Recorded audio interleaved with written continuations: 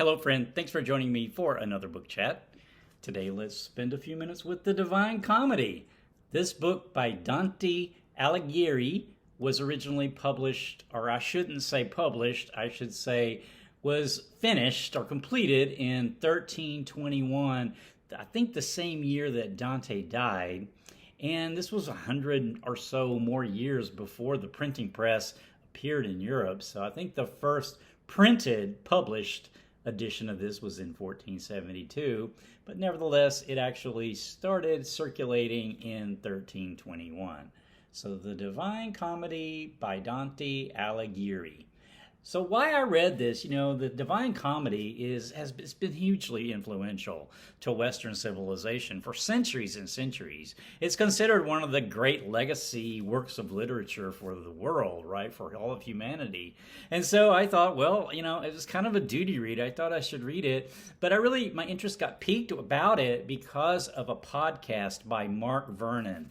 Mark Vernon did a sort of a spiritual journey podcast going canto by canto through the Divine Comedy, and I listened to that podcast and just loved it. He actually published a commentary, Dante's Divine Comedy, a guide for the spiritual journey by Mark Vernon.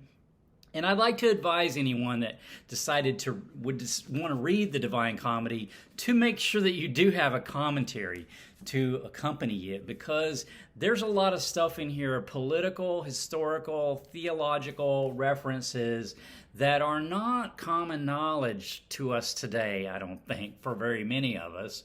So it really helps to have that context provided. And just the commentary that came in this edition, I read this Penguin Classics edition translated by Robin Kirkpatrick. It does have a little commentary in the back, but that's really not sufficient to really get a good in-depth reading. So I would recommend to have a commentary to read the Divine Comedy. And I'm going to chat about this book separately in my next chat. So stay tuned for that coming up in the near future for this commentary. But for this particular book, which is the Divine Comedy itself, so what is this about? I think it's very familiar to many people. It's many things. I've mentioned it's got history in it, it's got political figures in it, but essentially it's a soul's journey towards the divine. So it's really a journey. And as the book opens, the author, Dante, finds himself lost in a wood. And I think that this is allegorical for being lost, right? He's lost in this wood, and he's threatened by these three animals that come upon him. And so he's very afraid. But this allegory of being lost, this soul that is separated and unable to find a connection to the divine, is considered lost. So he's in this forest, and this human figure comes to him and appears to him, and it turns out that it is the poet Virgil.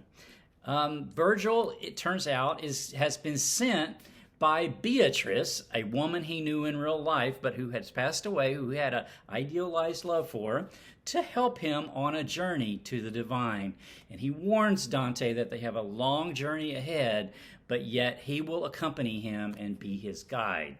So Dante agrees to do this. So ultimately, of course, they're going to set out journeying through the Inferno, hell, and then through purgatory, and is the second part, and then the third part is through paradise.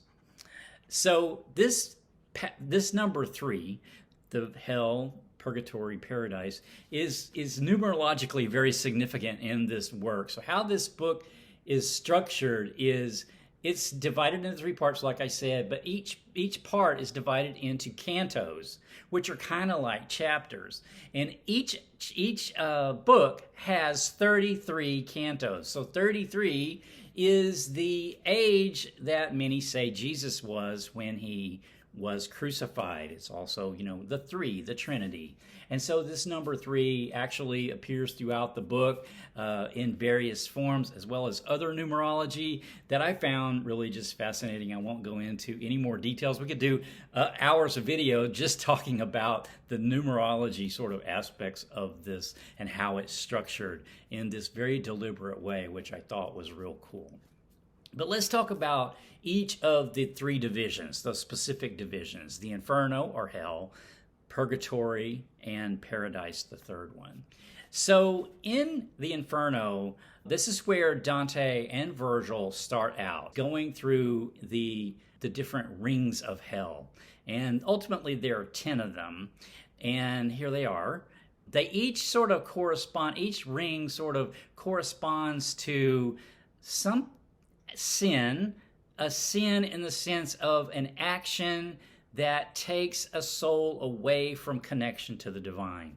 And these souls in the Inferno are trapped in their sin, and they can't escape it, or they don't know how to escape it, or they're unwilling to escape it, or in many ways can't even see that they're trapped. They're not even aware of that. I'm going to talk more about the details of each of these divisions, hell, purgatory, and inferno, when I discuss here in the commentary in the next chat. So the second division is purgatory. So whereas in the inferno was this circular sort of working our way down all the way to the center of hell, which is where Lucifer is frozen.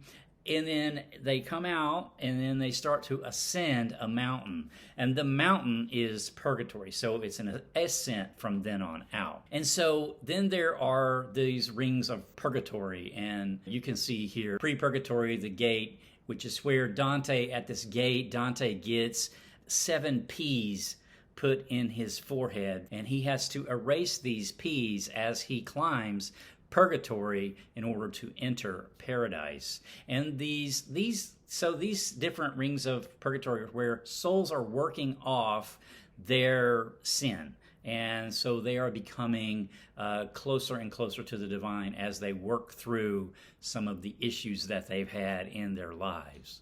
And then finally, Dante enters into paradise, where his guide in paradise is actually Beatrice, who I mentioned before. And there are 10 spheres of paradise. And there's the moon. These are the moon, Mercury, Venus, the sun, Mars, Jupiter, Saturn, then the fixed stars, and then the crystalline sphere, and then the Empyrean, where the ultimate divine is. And then I just put here, there's these other aspects of these spheres. The moon is angels, and then archangels for Mercury, principalities for Venus. And so it's very easy to get sidetracked off into this sort of mystical sidetrack, which I did do as I was reading this book. I'm going to talk a bit more about these aspects, as I said, whenever I talk about the commentary. But before I run out of time, I just wanted to get to a few quotes from the book that sort of demonstrate to me how the book reads.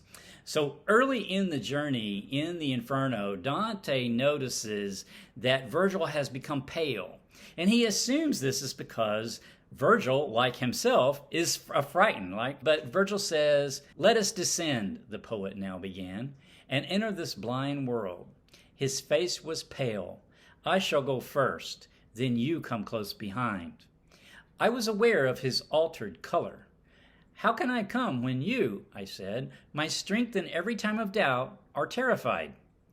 Virgil says, "It is the agony," he answered me, "of those below that paints my features thus.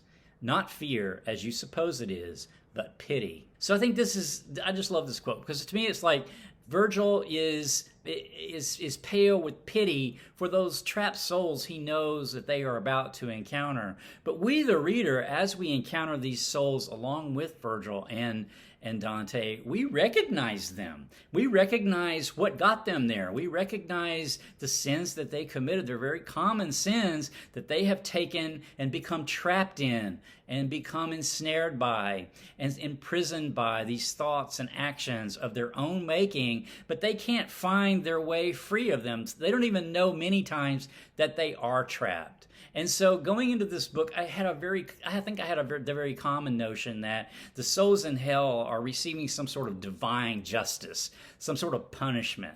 And that's actually not necessarily the case. It's actually more complex than that. And the takeaway that I had was really they are actually in a prison that they've made themselves, that they're continuing really to keep themselves in. In the purgatory is a mountain, right, that you climb. And this next quote sort of describes how the journey up the mountain is perhaps the opposite of what a journey up the mountain would be here in our terrestrial world, where it would be a struggle. The quote says, "But, if you please, I'd really like to know how far we've yet to travel. This slope climbs higher by far than eyes of mine can go." And he, "This mountain is by nature such that, down below, the start is always hard, yet hurts far less the more one rises up." So in other words, the spiritual journey gets easier as you go, the opposite of a terrestrial journey up a mountain would be.